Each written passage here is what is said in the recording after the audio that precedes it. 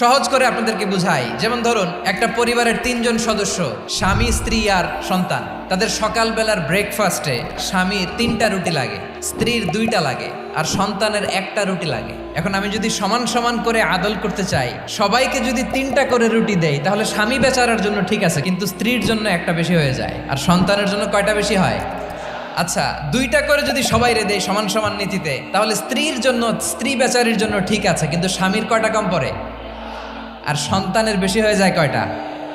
আচ্ছা, সমান সমান নীতিতে সবাইকে যদি সকালের নাস্তার জন্য 1টা করে রুটি দেই, সন্তানের জন্য ঠিক আছে, কিন্তু স্ত্রী বেচারির কম পড়ে কয়টা? স্বামীর কম পড়ে কয়টা?